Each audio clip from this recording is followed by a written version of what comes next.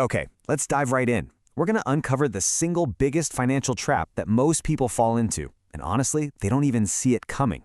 There's a number one wealth killer hiding in plain sight, and I'm willing to bet it's a line item in your budget right now. So if you look at a typical breakdown of where our money goes every month, you see all the usual suspects, right? Housing, taxes, food, all that stuff. But one of these categories is quietly killing your chances of building any real, lasting wealth. All right, let's play a little game of elimination here to find the culprit. Take a good look. Any guesses which one it is? Could it be housing? I mean, it's the biggest slice of the pie, so it seems like the obvious choice, but it's not. Yeah, a mortgage or rent is a huge expense, but at the end of the day, it's giving you a fundamental need, a roof over your head. Okay, what about taxes then? Nobody enjoys paying them, that's for sure. But they're pretty much a fixed cost of living in a functioning society. So, nope, that's not our wealth killer either. So that leaves us with one category, transportation. And bingo, the real wealth killer is your car. The payments, the insurance, the gas, the repairs, it all adds up to what is basically a financial block hole on wheels. And, this problem is only getting worse. It's trapping more and more people in this brutal cycle of debt, putting them on a financial treadmill where they're running as fast as they can, but not actually getting anywhere.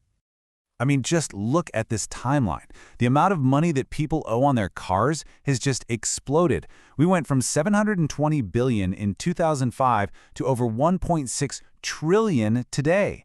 It's just staggering.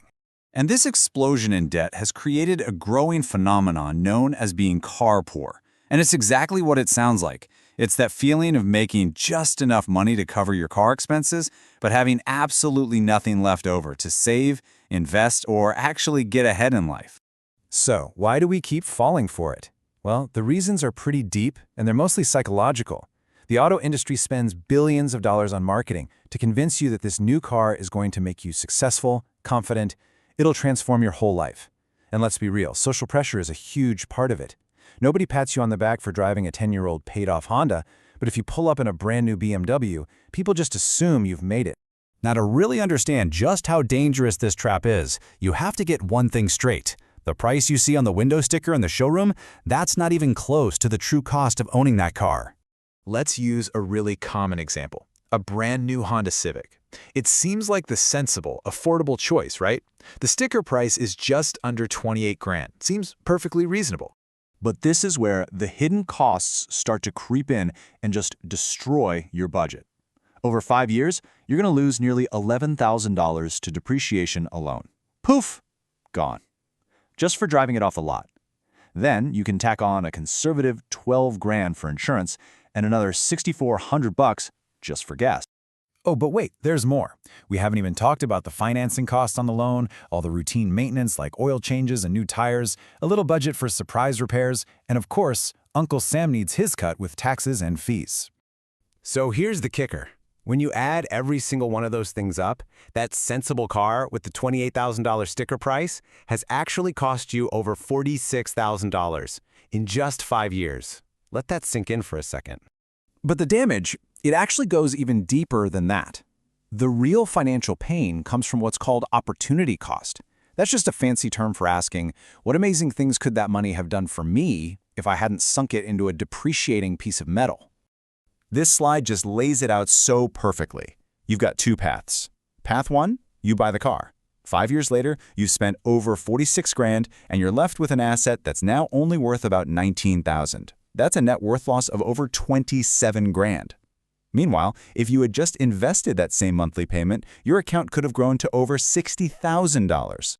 So, the difference between those two decisions, it's over $40,000. That's the real cost of choosing the new car. It's a massive, massive financial swing in the wrong direction.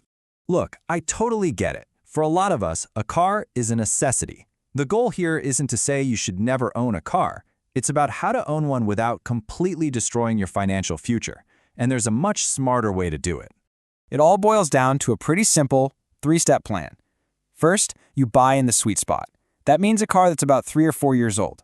Let the first owner take that insane depreciation hit. Second, you follow the 15% rule. All of your car costs, the payment, insurance, gas, everything, should not be more than 15% of your monthly income, period.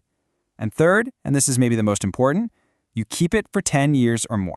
This is where you actually build wealth. You have to shift your mindset. Most people are on this crazy cycle of trading in their car every few years, and it's financial madness. The key is to buy it once, and then you maintain that vehicle like your entire financial future depends on it. Because, as we've just seen, it really, really does. And by making these smarter choices, you can free up hundreds of dollars every single month. If you invest those savings over 15 years, that could become more than $118,000. I mean, think about that. That's a down payment on a house, funded entirely by making a better decision about your car. So in the end, the final question you have to ask yourself is this: what is my car really costing me? And when you look at the cold, hard numbers, is it driving you towards the future you want, or is it driving you further and further away from it?